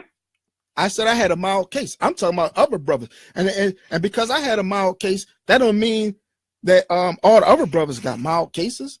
But I'm talking about you and your anger. I had other shit. I had other shit that was bothering me. Okay. You can't see your child. You could see your child whenever you wanted to. Right. But the thing is that a lot of brothers can't. Like a lot of women use that court to hold the kids away from them. Like it's like he's the minority of the cats that have a case in that court. Like a lot of people go down there and they get like Simeon said, I see my kid one Saturday a month, 2 Saturdays. And you can't go see them, and you can't see them no other time. I mean, people allow you to allow that. But I was just saying in the beginning. I know that's the order, but I'm just saying Are you able to see your children outside Oh of that? no. Josette would have called the cops. She was abiding by the order. No, she was an Okay. asshole like Yeah. that. And She the was order gonna didn't call say the that, cops we on couldn't do it. If the order say you don't get your haircut, you can't get it. If the order say you got to have a part in the middle with 2 parts on the side, that's what I got to do. Mm-hmm. That's just what it was. That's just how it is. And that's how most women are, because that's their power. Oh, no, you got to do this. And it's not really saying what I'm telling you to do. I just want you to follow some rules. And even if it's coming from the court, even if it's asinine, you pick your son up at 10 o'clock and drop him off at 6 o'clock the same day. What the fuck? We can't get into it. How am I going to get to know him? How am I going to raise him? How am I show him how to be the man? Be a man for 8 hours on a fucking Saturday. I'm surprised he ain't walking around with a fucking dress on. You can't go around woman all day, all week. So nobody thought about that when they say, you know what, man, let's just do this 8 hours 1 day a week. That's bullshit. How you going to be a man? Wait a minute. Wait a minute. Hold on. Forget the money. I hear what you're saying, but listen, nothing should be too trivial for our children. No amount of time spent with a father is too trivial. Just because it doesn't suit what you want doesn't mean it's not what the child needs. I know my son. I disagree. Now that I have to disagree with that. To say a boy only needs 8 hours on a Saturday. Yeah, No, that don't even make no sense. That don't even make no sense. I'm sorry. I'm sorry. That don't even make no sense. Either. That's super goofy to me. Mm-hmm. I don't agree with that. I have to agree with Simeon on that one, because you know, and as a female, I feel like it should be equal as far as how much time the child should spend with the other parent. And I really don't. And I said this before. I really don't think child court, a judge should be making the decision of a life of a child. Like, I work in mental health. I've said it before, and I feel like people like me who work in the system, who are in connection with DHS and all that, we need to be more involved in the child support thing, in custody. That's opening a can of worms. I don't think so. I think, like, if first of all, if you can't be mature enough to sit down and talk about what is in the best interest of a child that you created with that man or that female, then that's where I would come in. Because you need now you're opening the door for another government agency. Now you got another agency. But I feel like it needs to happen. Because this is the government agency that needs to be in there. They take that issue out in the schools, and then it becomes it's a trickle down effect. Then the teachers got to deal with it. That's right. Wait a minute. So 8 hours a day, 8 hours on a Saturday ain't good enough. So we need another government agency to come into our children's lives. Yeah, because it is. If you're going to put the law in here, it's not. 8 hours is not enough. If you want to bring the law into your relationship with the baby, you bringing the law in here because you're going to court anyway. So if you think a judge can make that decision, I'm not saying that 8 hours. No, I'm not saying that 8 hours. I'm not saying that 8 hours is enough. That's not what I'm saying. But I'm saying just because that's what you get, you decide I'm not going to do that. I get 8 hours. No, he didn't say that. I was referring to the conversation with Albie when I was saying you can go see your child anytime you want to. You choose not to. And then you got Simeon who can't. Whoa. That's what I'm saying. But then you have a guy who can't. Who chose not to see their child? What I'm saying is there is no I guess fairness in this whole thing with baby mama and all that. So when we're trying to I guess come together and figure out what we're going to do when we have this child, basically she makes all the decisions. She gets to make all the decisions, and I got to sit and be like, okay, fuck it, I'll do it. Why does she get to make all the decisions? Because the courts give her the power. She's given the power. She's given the power. Oh, you mean when you go to court? Yeah. And just like you said, and just like you said, with the government agencies coming in, that court is on a sadistic level. That court is feeding itself. Like they'll tell a dad, you can't see your kid all week. You can't see him for 2 weeks. Then you get him for a couple of days on the weekend. And they know that eventually a man is going to find another situation. He's going to have some other kids, and he's going to leave that child out to pasture. I'm not saying all men, but that's what happens to a lot of these kids. And then that child is in the criminal court, because the court, when he was a child, said that you can't have your father in your life for no specific reason, for no specific reason except your mom said that she wants you to be with her most of the time, and we're cool with that. Okay. But we know 14 years down the road, that child is breaking into cars and beating people up, and got a gun in his pocket. He'll be right back at truancy court or juvenile court or something like that. And then he's going right back to court because the court has fed itself off that child. And that's all the woman's fault. Because she gonna have custody and she not even gonna raise the motherfucker. So goddamn, you gonna get all the money, you gonna get all the time, and then my motherfucking child still gonna wind up in jail. Thanks. How is it all the woman's fault? Because I'll be like we sit up here saying, like I said to you, you could go to your child anytime you wanted to, but because of the way you wanted it, you chose not to do it. I chose not to do it. So if your child ends up in a fucked up situation, that's on you. Hold up, I chose not. Me personally? Listen, I'm sorry. It's a bunch of, it's like, I mean, I hear what y'all saying. You don't, really obviously. Do. You think you still talking about excuses. No, first of all, I took my daughter's mom to court. You're attacking women. You're attacking women. Because women are. Yeah, no, I'm not really listening. No, listen. The white man is using them against us, and the women are complicit with it. And we're allowing it. And we're allowing it. Get back to my point. And why are we allowing it? Well, like I said earlier, how do you avoid going to jail? How do you avoid going to criminal court? How do you avoid going to jail? Don't commit crimes. How do you manage to live your life and never go to jail? Don't commit crimes. All right. So the same way you plan your life not to commit a crime? But guess what, yo? I almost still went to jail. And I ain't commit no crime. But why? I almost went to jail off of some bullshit with the courts. Off of family court. They was going to throw me in jail. Me. See, that's the type of bullshit we go through. When is the last time a woman gonna get thrown in jail? Cam baby mom was in contempt of court. She kidnapped her own kids. After the courts told her that they had to stay in Philadelphia. She took them anyway.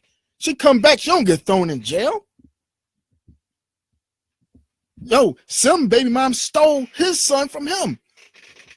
Right? The courts don't throw her in jail. They ain't gonna throw me in jail over $1,200, and you gonna talk about decisions I fucking made. Sam, why they ain't throw your baby mom in jail?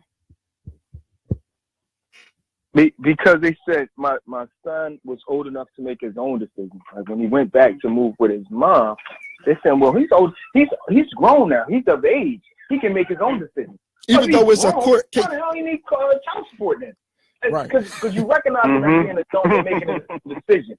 And then I say, all right, cool. If we're going to go that route, then she should have to go through the same procedure I went through, which is go down there and file for custody. They told her she don't have to go and file. Because the women, I mean, it's just set up. Like, they don't even have to go down there and file. Just, you file for child support and we'll grant it to you. And then, the motherfucker go and run away from home because he's scared of discipline. And then the courts don't send him back home to his pop where he belongs. They give her fucking money. They say, here, you can keep him. I thought you said earlier that y'all agreed that he could go back home. No. I never. No. She stole his son. He went and then rewarded her with money. Yeah, he made right. And then rewarded her with where he wanted to be at. Yes. And then the court was agreed with him. Right. No. This game is fixed. And these people need to be stopped. How is the game fixed? And I'm gonna tell you something. I'm gonna tell you something about your sisters. Y'all sisters need to be out here doing for self instead of relying on the white man, because the white man is breaking up our family. Here's a question, Adrian. Adrian, you bugged out right now. Adrian, so Adrian, you agree with that? You agree with that scenario that happened? Do you agree with that? Right. Even though I was the legal guardian of my son, that he can just pick and choose. I pick up today and just leave. Like I'm his legal guardian. That's what I'm saying. I'm because it sounds like you said. How old? Let me ask you something. How old was? And here's another thing. We don't know the law. So how old was your son? 17. How old was your son? 17. He was 17. So he's old. He's at 17. He's old enough to be an emancipated child, and he's old enough to make his own decision. Wasn't emancipated. Then do I agree with you? Wait a minute. Do I agree with you? Wait a minute. No.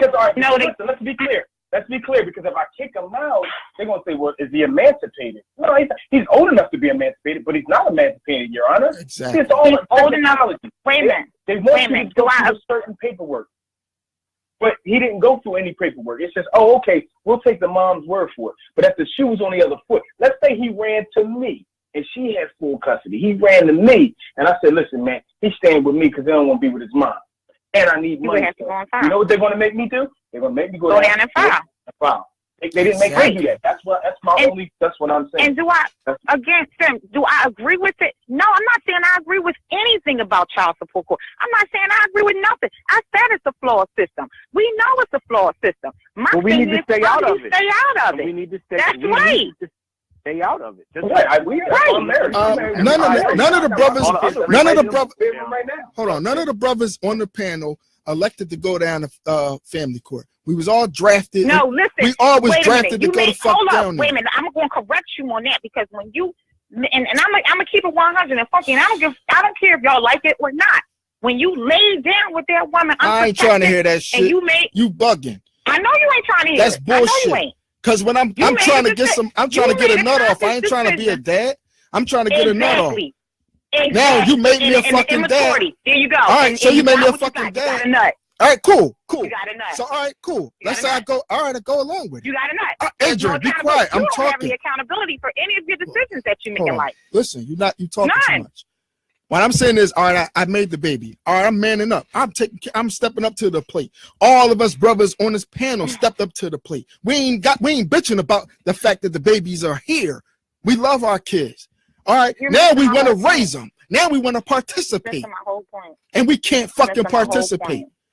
No, you're missing the point, because you are missing the point. Adrian, do you see that court as racist and trying to prevent? How many times y'all want me to tell y'all that the court system is flawed? So what you talking about? We're making excuses then. You see it as racist. Wait, I'm not making. Hold up. You said we making excuses. I've said over and over again, how do we stay out of it? What I'm saying to you is you stop making excuses. You put yourself. That's just like if I go to jail. If I go to jail, I got to go to criminal court. And we all know how that situation is. We know how fucked up that is. But I made the decisions that put myself in it. I can't get mad because they feed me shitty food. Hold on. What decision did we make? What decision did we make to wind up in child support court with no fucking custody? Wait a minute. What decision did we make? You bugging. Anybody on this panel made a bad decision. Yeah, we owned up to the responsibility of having a kid. Are you saying because, the laws are the woman gets custody, so we shouldn't be out here trying to fall in love? I'm not talking about the court. I'm talking about you. What excuse am I making? You. What excuse am I making? But we are taking care of our kids. Like every man on this panel, and just about every man that I know, is taking care of their children. Jesus needs to fix it. We still wind up in that system. Again, I'm going to start all over again. No, you don't have to start all over again. I understand what you're saying. Because you don't understand what you're saying, that you still end up in that system. But it's your decisions that make you end up in that system. Oh, God, stop. But why? I can't. You know what? I really don't agree with that. Now, that's just to say, are you saying that the man is supposed to scrutinize women? No, the women that's that he's not dating? What I'm saying. Because how do you know that the woman is not? If you a man, how do you know that the man is not? That the woman is not going to get mad if they break up and take him to court? How do you know that? Exactly. How do you know that? Wait, this is what I'm saying. Unknown variable. I feel like math. That's the X. You don't know the variable. All right, yo, we gotta wrap this up, and because we're going on 2 hours, so if y'all want to do it again, we could continue this next week, and this time you should write down your your points or whatever, so we can hit them piece by piece, and we don't have to have all this over talking and shit like that. But this was a great conversation, and I want to continue it next week. All right, so yeah, I'm going to end it right now. All right, so I want to thank my wonderful cast for showing up, and I'll see you guys next week. Good night. All right, thanks. Take it easy, everybody. All right. You know the difference is between me and you? I bleed red. You bleed green. What you been building for us?